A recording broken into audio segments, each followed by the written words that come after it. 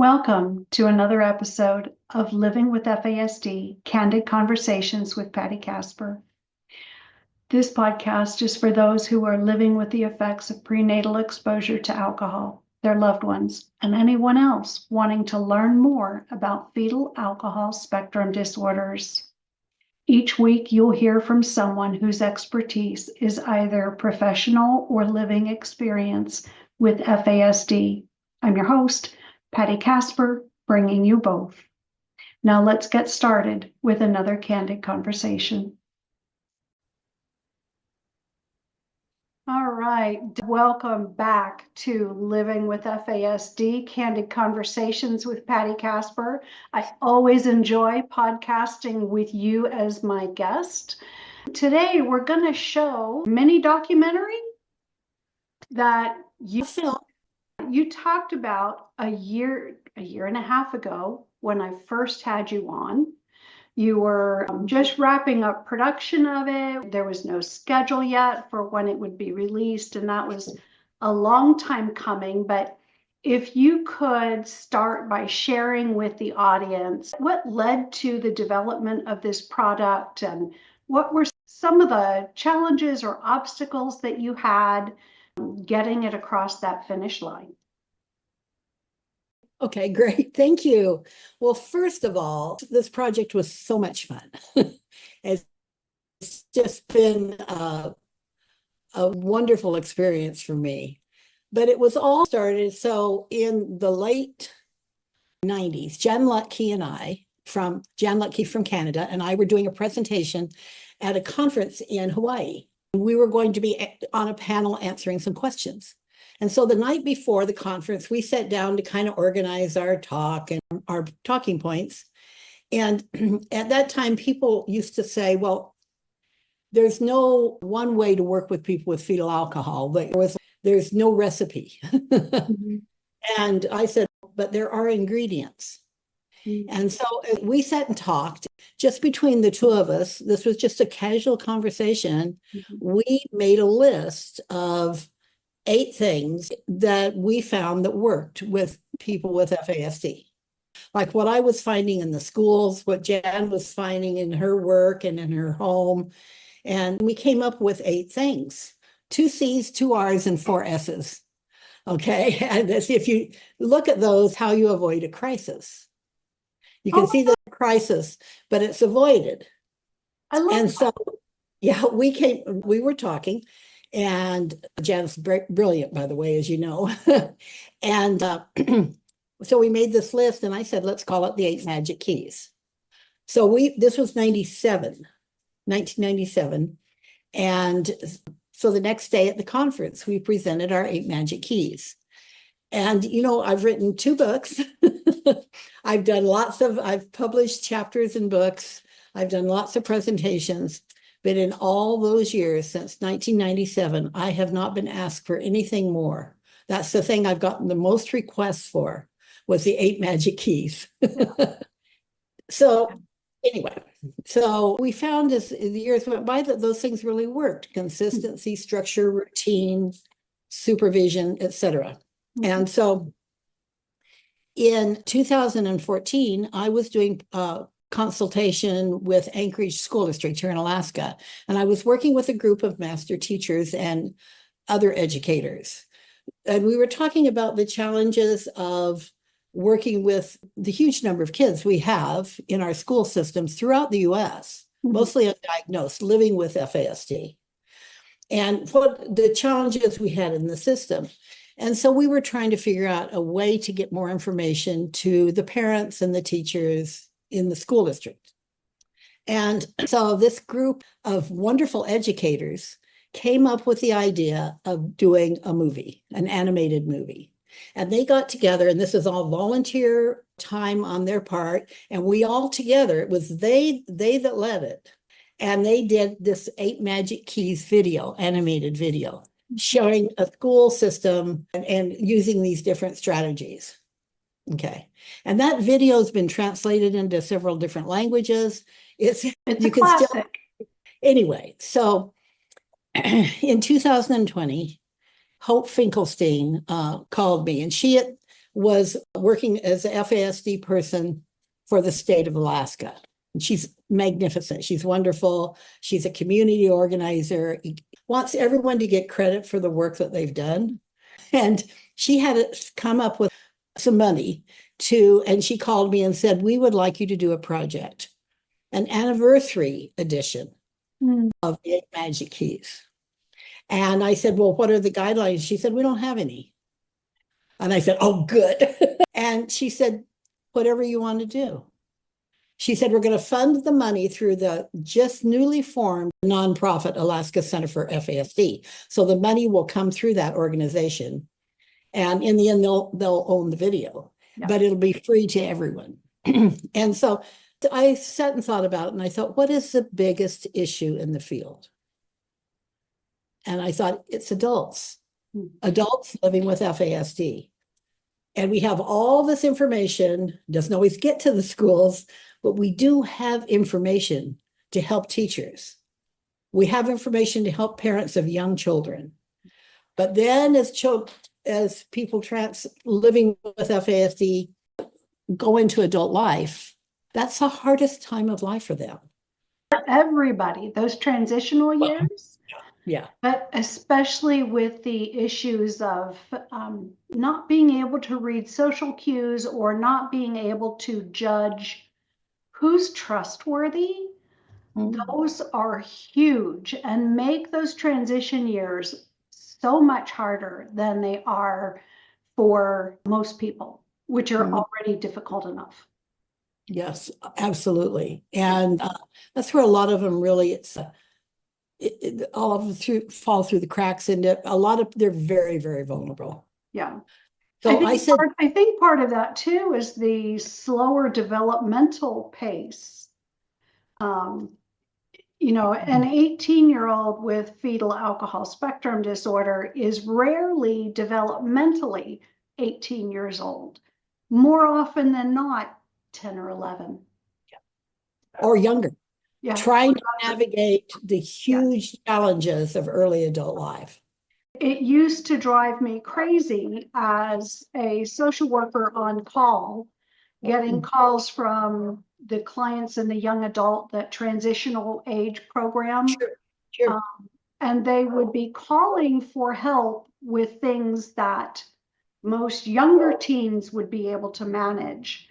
It would drive the entire staff crazy until I pointed out these youth are 18, 19, 20, 21 chronologically, but they're only 9, 10, 11, 12, 13 emotionally or in their judgment. Yeah.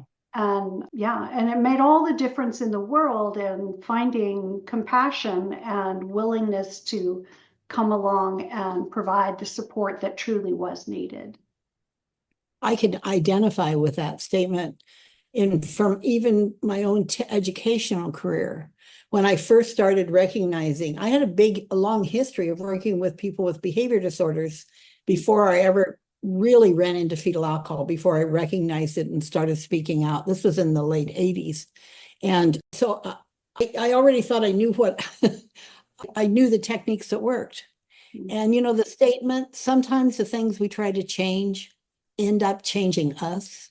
That happened to me as I observed and learned and watched and tried different things, trying to remedy fetal alcohol. You know, doing the kind of things we do in learning disability classrooms, et cetera, and you know, and observing and learning from them. It's changed my whole perspective. I owe a great debt to individuals living with FASD because it's enriched what I have learned from them all around the world. Of the United States and Canada mostly, but a few other countries too. It's changed my whole view of the world and realize how important diversity is in our world and being able to see something from different perspectives, because the world is different and from different perspectives. Yeah. So I'm very grateful for what I've learned from them. Anyway. So today we are finally going to do what you've been wanting to do since the first time I had you on so long ago. probably close to 70 episodes ago. You've been busy.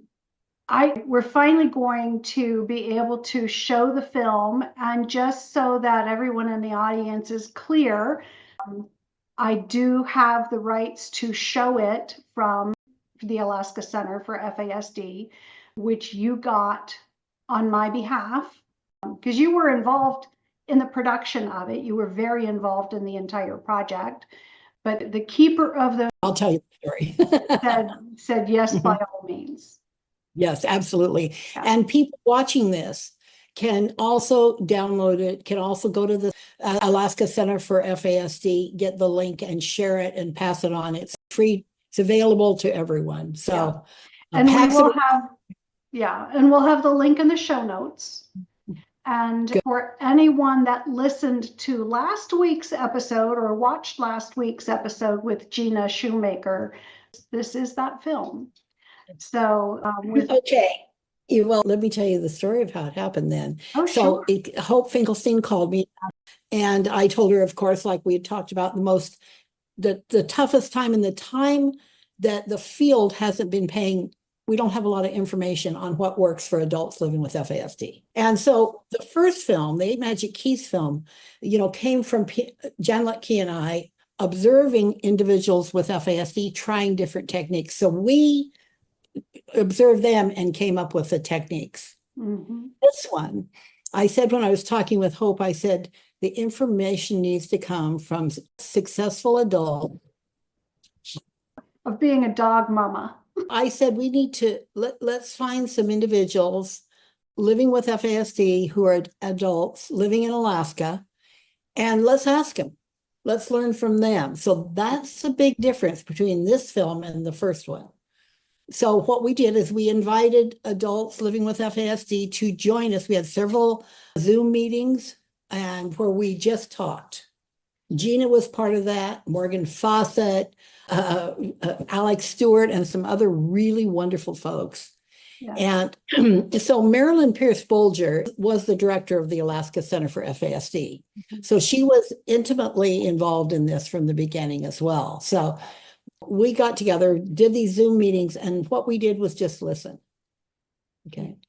And then we kind of summarized what they said, took it back to them, and they changed and organized all of this information in the second video comes directly from adults living with FASD. That's great. And so we're learning from the experts, we're learning from people that know it from the inside out, and I'm just thrilled with the results. Okay. Well, that's the perfect lead in. So, all right, everybody, if you have not seen this yet, then we're excited to bring this to you, and just bear with us. It's about half an hour. And then on the back end, maybe we'll get some behind the scenes information. Can I give them just one thing before we start? Yes. So what I think when we talk about success looks different depending on someone's capacity, abilities, strengths, lifestyle. And sometimes we think like the person that gets an A in class work the hardest, and that's the biggest success. And sometimes that's not. And so I want you to really pay attention.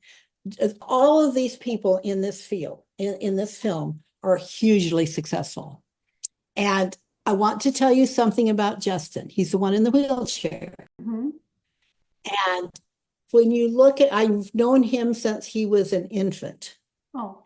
And if you look at him, I want you to know that how he lives now, we would never have thought it possible. And he has a long-term love relationship. He has a romance story that could beat any made-for-television love stories. It is a beautiful story, Justin and Crystal. So I just want you to know, we just want to celebrate everybody's growth. And so I like to watch the film and enjoy it. I love it. I can't watch it enough. All right. Well, So, let's get it going. Okay. Consider a disability because I don't really see it that way. He's just an amazing guy. He can do so much more than you think he can. I have a 32-year-old, I have a 16-year-old, and I broke the cycle. One, I wasn't alone, and that there was nothing wrong with me. I am who I am, and I am blessed to be who I am. Without my self-advocacy, I wouldn't be as strong and independent as I am now. To help people understand their strengths and weaknesses so that they can achieve their greatest potential.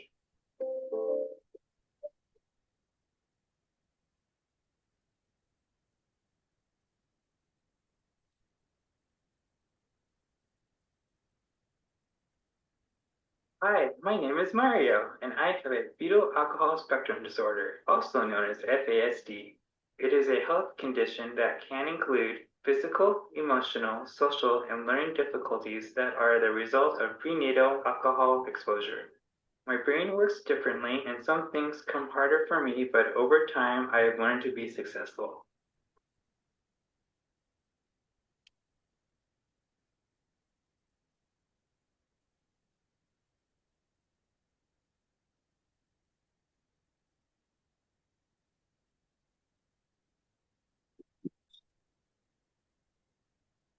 You might remember me as the guy in a short movie called 8 Magic Keys. If you ever saw the original movie, you can find it by going to the Alaska Center for FASD YouTube link that is shared at the end of this video. Anyway, I've grown up a lot since I made the first movie, and I'm here to share things I've been learning from my adult friends who also have FASD. They're smart people, and I hope that you can learn something from them too. Think of it as 8 keys for adults with FASD.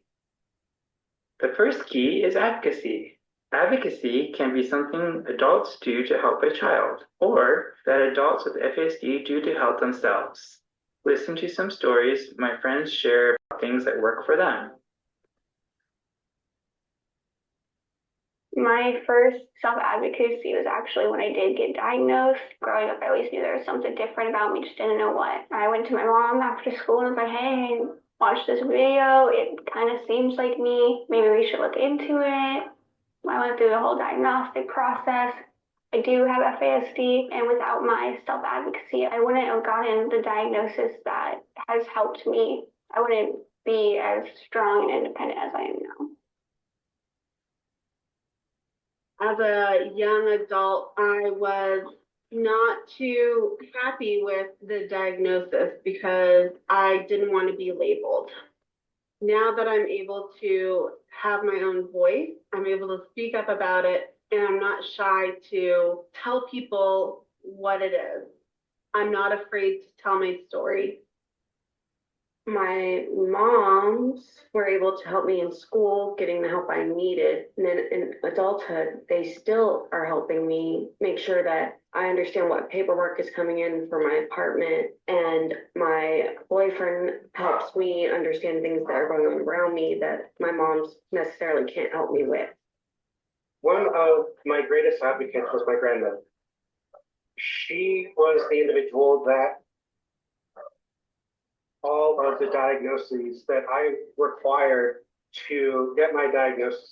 We had to go through multiple doctors. She didn't allow anyone to give her a negative answer. We didn't get what we wanted from one doctor. We would get a referral to another until we were able to finally get the answers that we knew we needed. And she also taught me to be an advocate for myself.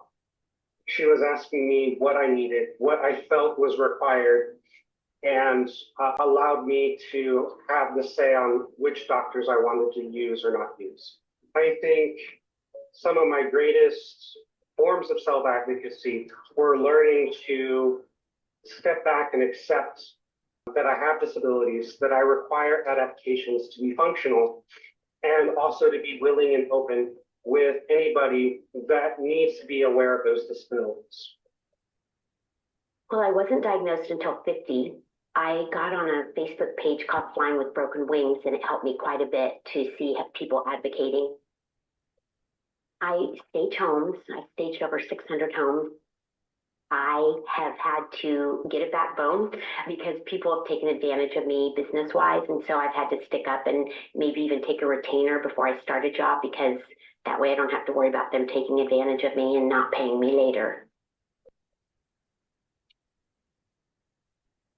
When I had a job with an internet company, they use ladders to go up on roofs, and I wasn't comfortable with heights and ladders, so I had to tell them, I'll stay on the ground and I'll hold the ladder and you guys can climb up.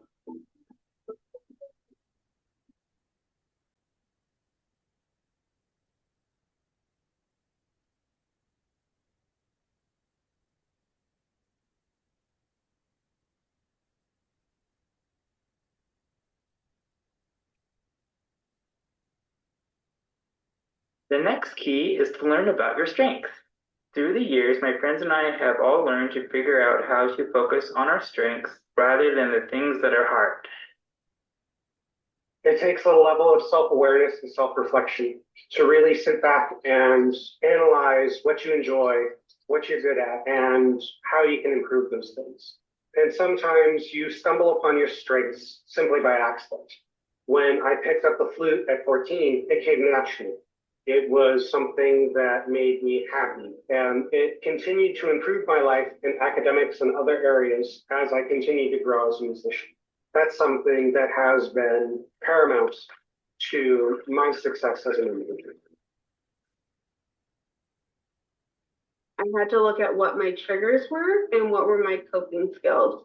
I really thought out baking and cooking. I'm able to readdress the issue at hand or a frustration that had bothered me, and I'm able to now go back into the situation and explain how I was feeling and address if I was in the wrong. Do you practice things? Yeah. Do you try different things? Yeah. Like, what kind of things do you like to try? Block game? Do you like geometric patterns? Yeah. I figured out that I'm very organized with scheduling, planning. Landscaping is one of those jobs that I really love, enjoy doing. It's very organized. It keeps me busy and gives me somewhere to go to keep me out of trouble. I go with the flow, and I think that that helps a lot, especially when you're self-employed and you are self-motivated to do the job. I think that I'm a people person and I enjoy helping people, so I look at it as an act of service to help them get their house ready to sell. How I figured out my strengths was actually a lot of trial and error. Sports was a really big hobby of mine. My favorite sports that I like to play is very hands-on, like basketball. It helps you focus on something that is right then and there. But you're in the zone, your body, your mind, it's all working together.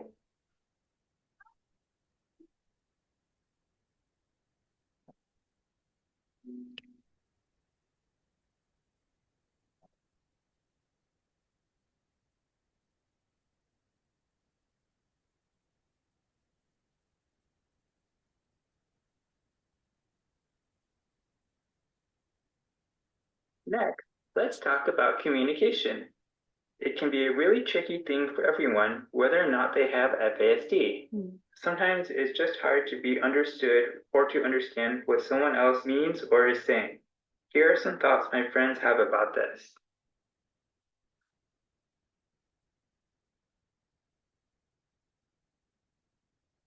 Sometimes I don't understand, so I have to ask for clarification or can you repeat that? And you have to kind of also self-advocate for yourself and say, oh, I need more time to understand the instructions, or can they be more clear and precise?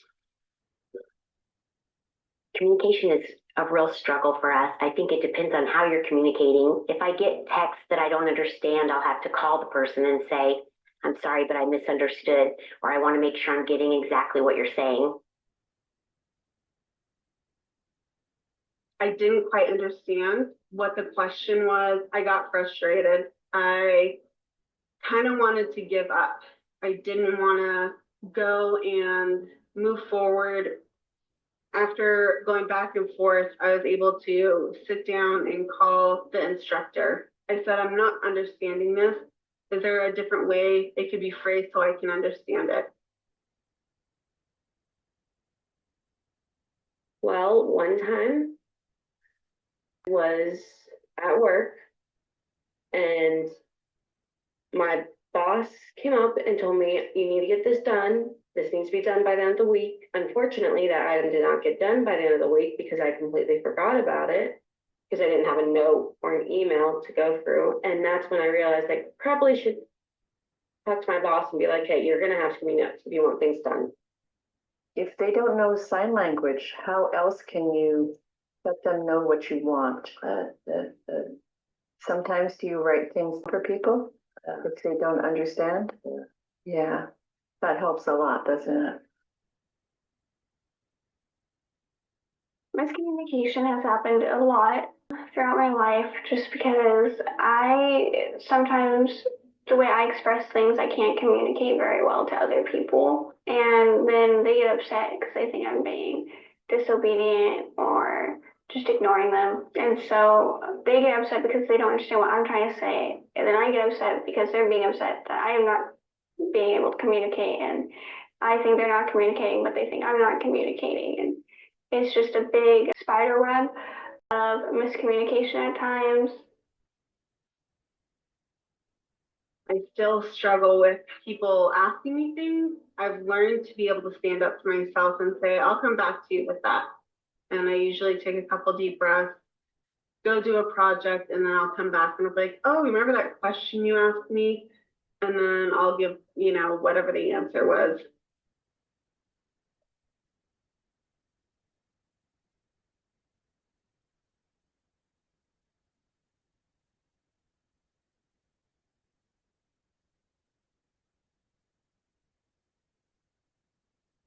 The fourth key is relationships.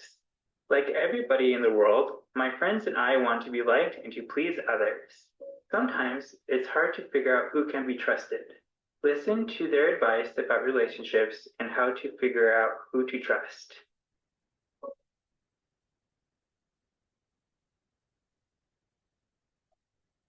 One of the problems with people with FASD is we trust everybody, which is what can end up being kind of tricky because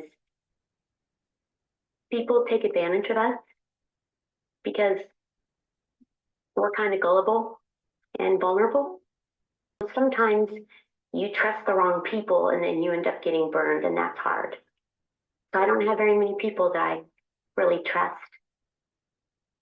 I have a few friends, and that keeps me in my safe place. They've shown you that they can be trusted. Just being reliable and understanding and kind of being my external brain if I need it. Sometimes I need little reminders or I need to be guided a little bit.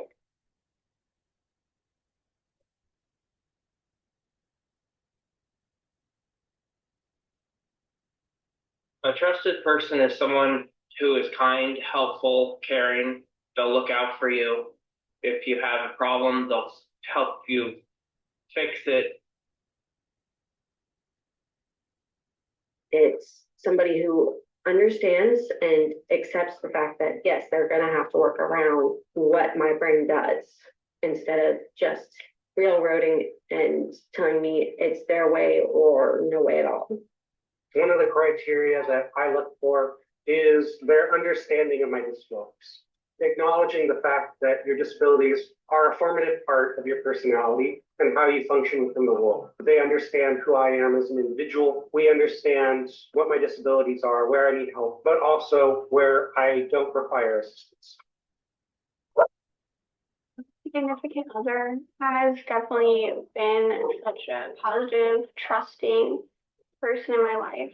I told him pretty early on, his reaction was amazing. He asked what it was, he looked it up, he looked up the symptoms, he looked up ways to help people and be supportive. He just did so much research. He took the time to really get to know me and be able to support me.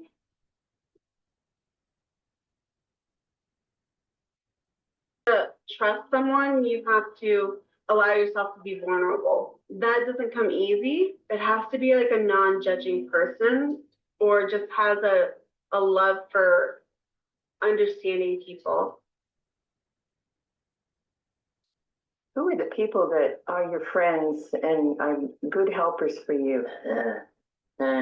K, A, C, I, Casey. She's one of your friends at your day program, huh? At Cindy and Vic's? Yeah, she's a great friend. You've known her since you guys were in preschool.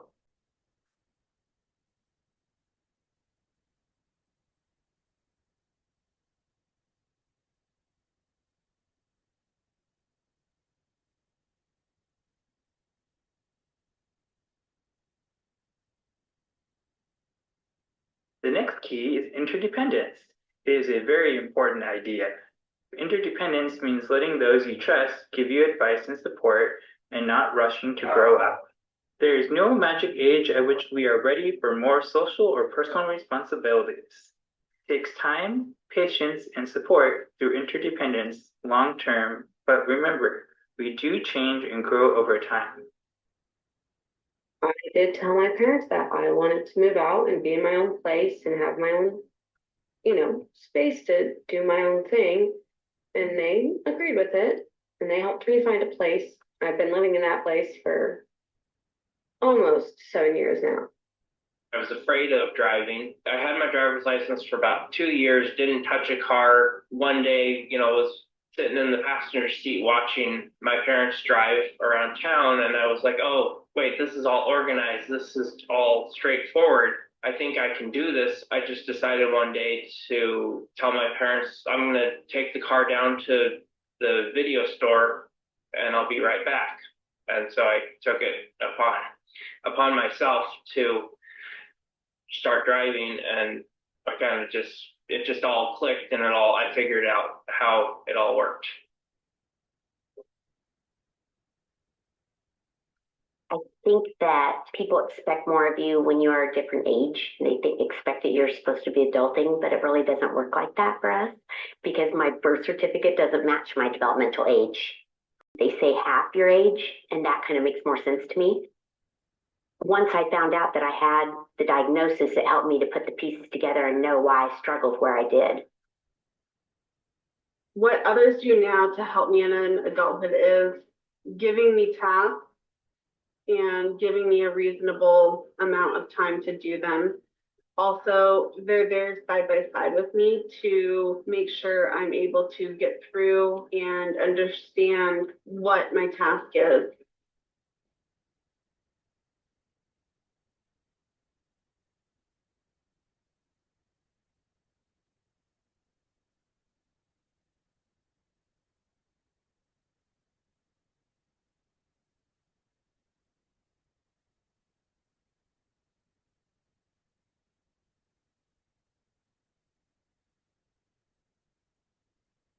Boundaries is our sixth key. Sometimes folks want us to do things that we know aren't right or even safe, and people will try to take advantage of us. My friends have some great ideas about how to set boundaries that are safe and work for them.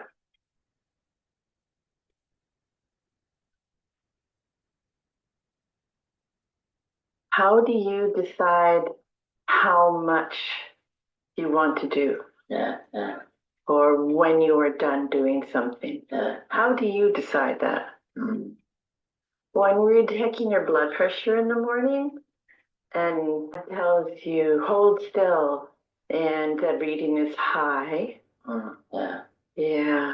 And Dad says, do it again. And then the reading's still high and he says, do it again and don't wiggle. Then what do? You say stop. He wants you to be still. And when he tells you too many times, what do? You get all wiggly, don't you? It's like, no, stop telling me what to do. Yeah. Had a so-called friend who kept trying to push me to do things that were not the way my brain could handle them, not the way I could think, And eventually, what I did was I told her, you can't keep doing this. You can't keep pushing my boundaries. But most business owners are now using chat. I try to be more verbal towards them and just let them know what I need or why I need it, and try to be as polite as I can without seeming too assertive or aggressive with them. I am a very vocal person. I have a big wall up, and Stop using in chat. order to Everyone else can do allow this instead. my boundaries Here to for 1 be month. entered, there has to be a lot of trust. Because you have to determine what is good for you, what your limitations are, and define why you need to set those boundaries. Setting boundaries with others, sometimes you have to say no to them. Sometimes you just have to tell them, no, I can't hang out, or I can't invite you in my house. I always feel guilty sometimes setting boundaries because I'm like, well, is this just me being too harsh, or is this me being selfish? But at the end of the day, I just keep telling myself, this is your life. This isn't nobody else's life. At the end of the day, you only have yourself. You know, you're stuck with yourself. Anybody else can leave. You can kick anybody else out, but you're stuck with yourself. Boundaries keep you safe and they keep others safe. And I have to remind myself that every single day.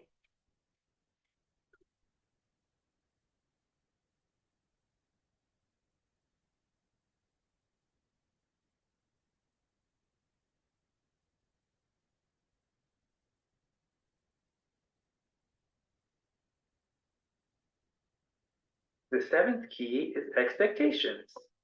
People expect us to understand, work, and act like they do because we don't look different, but our brains actually do work differently, and that can cause a problem. It's really important that we learn to help someone understand what we can and cannot do so that we and they have realistic expectations based on our individual abilities. I definitely communicate with them. I ask them, what do you want? Like, what do you expect me to do? Here's what I'm able to do. Here's kind of how my brain works. So if I don't meet your expectations, this might be why. I'm learning that if I can be verbal with people and let them know what my needs are, then it'll all end up better. What helps you to be kind to yourself and recognize the success? Probably the good self-talk and the more positive attitude towards myself, giving myself grace and being more gentle. I was able to accept them when I found a confident adult to talk to me about them, to let me know that it's not my fault and that I am who I am and I am blessed to be who I am. I deal with a lot of anxiety and self-doubt sometimes and depression in the winter time, but I always have to remember, without my daughter, I wouldn't be here where I am now. When I look at myself in the mirror in the mornings, I usually try to say at least a positive affirmation to myself, at least one, if not more. By taking the time to look at the challenge and breaking it down into tiny baby steps. Start with step 1. Once it's completed, move to step 2. I find that it's very helpful to break things down into smaller little challenges than just trying to take on the whole hurdle itself of a challenge. As an individual with FASD, I like to set is to manage their expectations. People perceive me to be higher functioning than I am. And so it's important for me to get people to understand that I do have limitations, that I do have disabilities, and that they do affect my day-to-day functionality. So, and I do this by being open and honest with my disabilities, especially where they affect my interactions with these individuals, with work colleagues or with a manager or a boss. You know, I always outline, these are my disabilities, these are what I'm going to have difficulties with, and this is what you could expect from me on a day-to-day basis.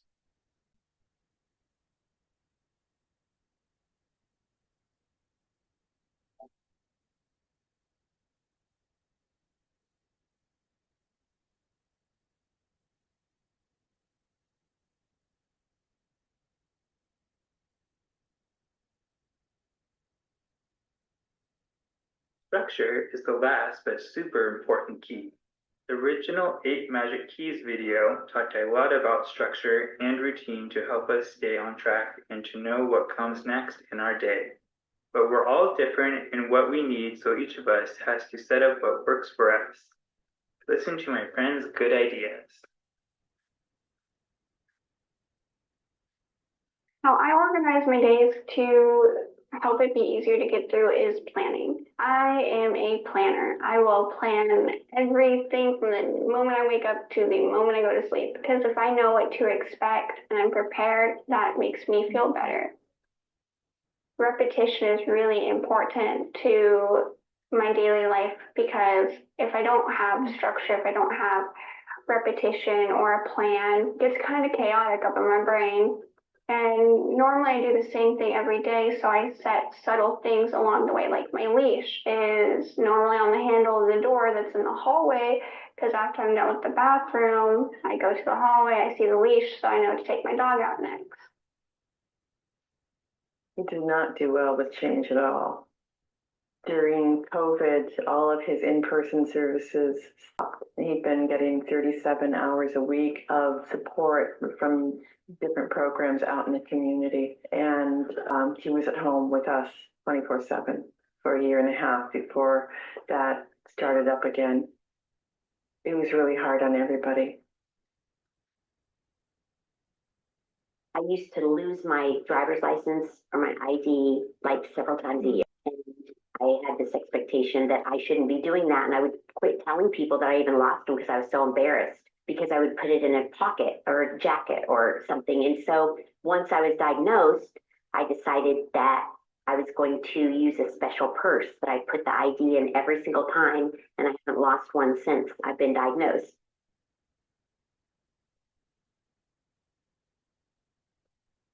It may seem simple for most people, but having a routine to go to the gym every day, getting my gym bag out, making sure everything's in there that you need, that you have for the day, get to the gym, unload your stuff, lock up there's just a lot to it. And that's a big deal for me to be able to get to the gym. And it's become the most routine that I've ever had.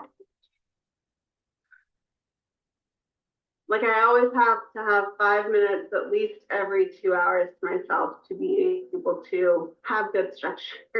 I took on an extra job this summer, and struggling that in motherhood has been super hard, but I try to stay in the same routine.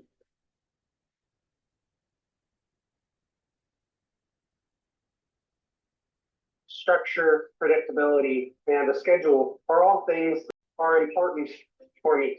I know that they help me. I know that they allow me to function at the highest rate that I am able to. One of the tools that I use to help keep myself organized and structured is I utilize my phone and my calendar to set reminders for specific dates and times for appointments, for meetings, or assignments, or anything else, vacations.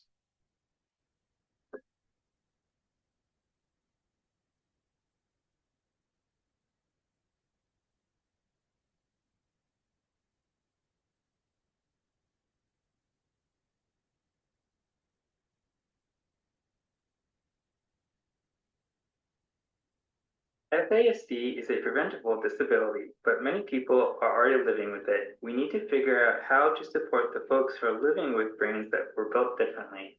My friends say that having this disability has helped them find purpose in their life. They want to help others who might also experience the same things. So this movie is their gift to you. When we all work together, we can make life better for everybody.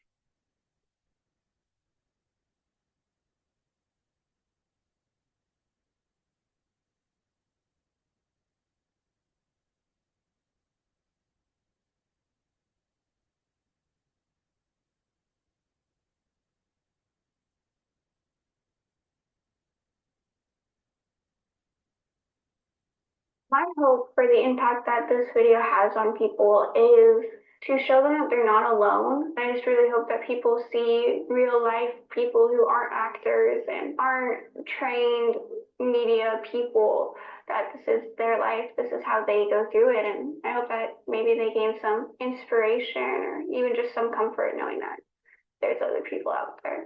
So my friends didn't believe that I had it because of the way I looked, which made it really uncomfortable for me because I kind of just needed their support. I decided to get the diagnosis so that I could help others and advocate. And so I wanted people to understand that it's a spectrum, and some of us have more differences and abilities than others.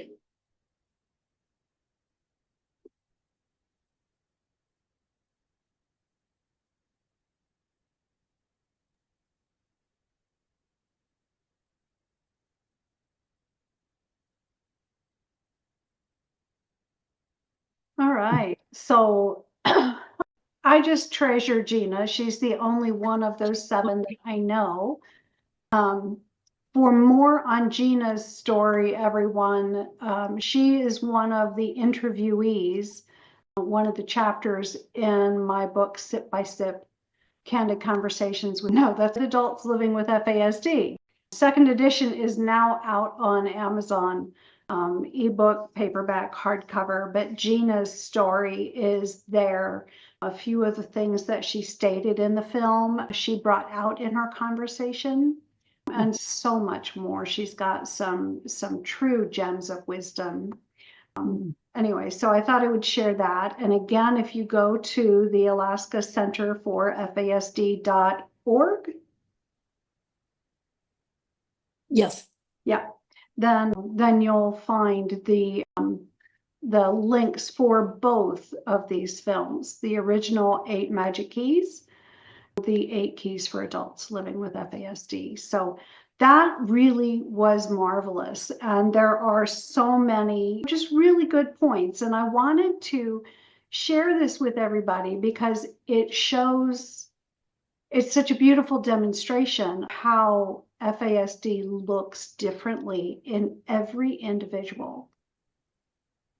I was thinking about it as I was listening to some of the younger ones in the film, Ari and Sapphire and Angela. We've got representatives of all ages, basically, and of adult life. And they've got some really wonderful ideas about all of us can learn from what individuals with FASD have to teach us. All the rest of us, neurodiverse, non-neurodiverse folks can learn. Yeah. You know, years ago, I was in a deep conversation with an Indigenous friend of mine, dear friend, Robin Ledoux. And she's a pioneer in the FASD world. She was telling me the story of how a long time ago, a spiritual leader of a tribe gave a prophecy to his people. And he talked about how there were many challenging times to come. And he described, and he said these times people would be, there would just be many challenges in the culture and the world. And he said that the creator was sending souls to help the people. And he perfectly described some of the characteristics of an individual who was prenatally exposed to alcohol. And he said these children were souls who had come to help the people. And as if the people in general. and as they got together to work and learn and to help these individuals, as a community or as a people, they would be healed as a society. And that's a very good point. You know, through the years working in foster care and adoption, I've had so many parents say to me, oh, but if I treat this child this way, then I'll have to treat all the other children this way. And then you just really have to have those conversations that fairness is not about equal outcomes, it's about equal opportunity. Yes. You give each individual what they need to succeed and thrive, given their particular combination of challenges, interests, strengths, preferred learning patterns or styles. You know, we are all unique. And sometimes I would continue to get pushback. And for an example, say, well, you have one child on a special diet. Do you make them all follow a special diet? Well, no. Same thing. And you've said, Deb, through the years that the challenge you lay out to educators when you start working with them is that if they invest the time in learning how to approach a child in their classroom with FASD and use that approach with everybody, then all the children in their classroom will thrive. And it will also model and teach how we support each other. We don't, I mean, when we don't decide ahead of time what the child's going to be, we let the child evolve. Like Maria Montessori, the great teacher from Italy around the turn of the century, talked about, we don't know ahead of time. We help provide them with opportunities to grow, and then they'll surprise us. I want to give a shout out to Dan Redfield, who is the filmmaker who made all this magic happen. He put it all together. He's a genius, just another genius, and put it all together. And it wouldn't be this quality without his work, his guidance. So yeah, I wanted to make sure I did that. Yes, thank you, Dan. Yeah, so it's a wonderful resource. It's a good resource for people to be able to share with family, friends, educators, therapists, counselors. But I really love that what you did with this was you really honed in and let the adults living with it be the ones to say, these are the important things. Yes. This is what you need to learn. You stated half an hour ago, these are the experts. That was my approach in Sip by Sip, was drawing people in through storytelling, the story of the conversations that I had with a dozen people, one chapter at a time, because we're drawn into stories and to seeing things play out in life. And it really is a wonderful way to show not just the facts, but to let the facts live. Let the facts live. That's great. People relate to stories. They don't relate to facts and figures and statistics. We learn from each other. Mm-hmm. We all learn from each other, and together we can make the world a better place. We need everybody's perspective. So is there going to be a third 8 keys? Oh, that would be really fun, won't it? So I just want to say one thing about— We'll do 8 keys for senior citizens. There you go. There you go, for sure. So Marilyn and I had the meetings with the people living with FASD to learn and see what they wanted to do. We put no restrictions on what they wanted to talk about, how many ideas we wanted to come up with. And it was just really fun that it ended up being 8 things, because it could have been 2 things, or it could have been 45. Yeah. Or and one. You ended up paralleling your first work. Wasn't that fun? That we just all giggled about that. It was just, none of us expected it. So speaking of works, production, you are just wrapping up 13 Moons, which we talked about 2 weeks ago on the podcast when we had the meals team on. Tell us more about the book 13 Moons. Who needs to read it, and how will it bless them? Well, I was invited several years ago to write a book, and I started doing it and just actually finished it this winter. But it's a short book, and it's basically what I teach in a workshop, or what I've learned from all these years of work. I'm getting really old. I've been around a long time. You're aging gracefully. Anyway, and so what I've learned, and dealing with neurodiversity such as fetal alcohol spectrum disorders, when you don't fit in with how we think the world is supposed to be, it can be like a dark place. And I like to compare it. I live in the Alaska wilderness currently, and in the winter, in the dark, in the forest, it's hard to find your way. In the far north, the sun sets and doesn't come up for 3 months.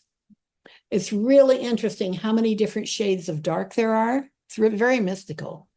But when it's totally dark and you can't find your way, the moon shines and it shows the path. And so 13 moons is following the native tradition of 13 moons. And it's 13 strategies to work with individuals work and live with individuals with FASD. And I'm very excited about it. It comes from the people, comes from things I've learned. There's lots of stories, and it's short. It's not an intellectual work. Yeah. It's a storytelling. What are some of those 13 things? Oh, I'm not going to tell you. You have to read the book.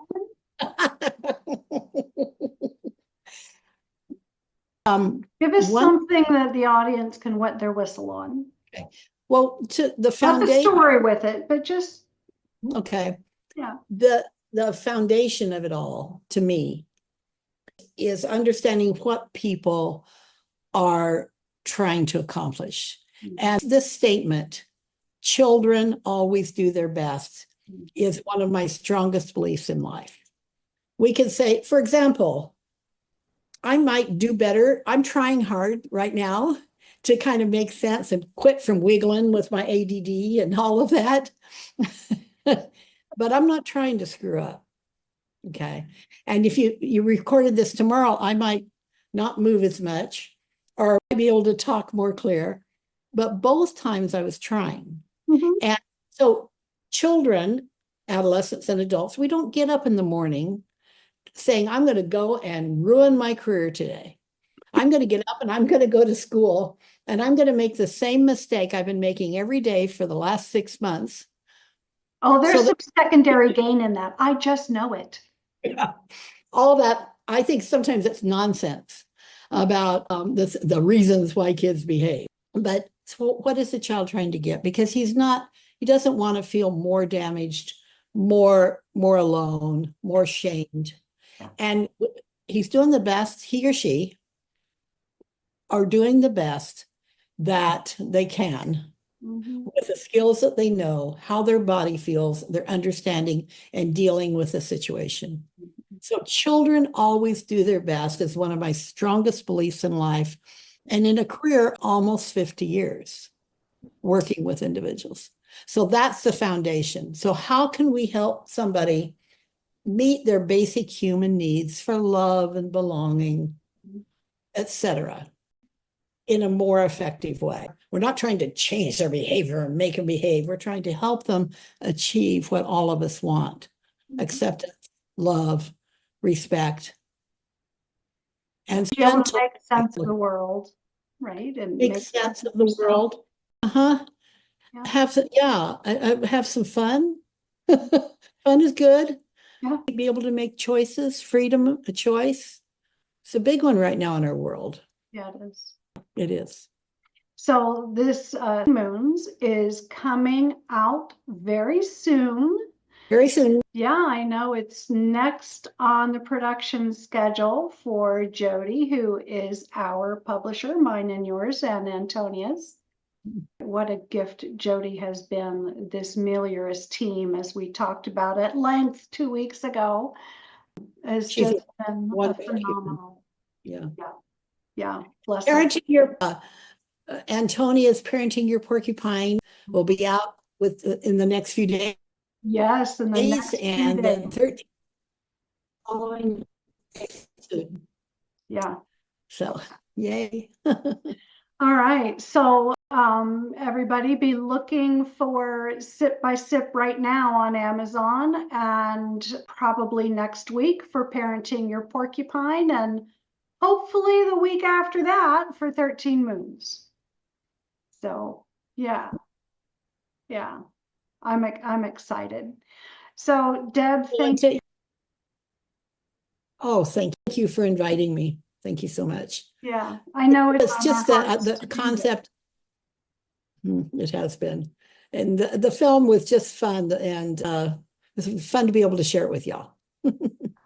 Yeah, a long time in coming. So Again, everyone, check the show notes wherever you are watching or listening to this. If you look at the show notes, you'll see the link there. I'll go ahead and put the link to the original one as well there. Have a wonderful day, everyone. Thank you for joining me for this episode of Living with FASD Candid Conversations with Patti Kasper.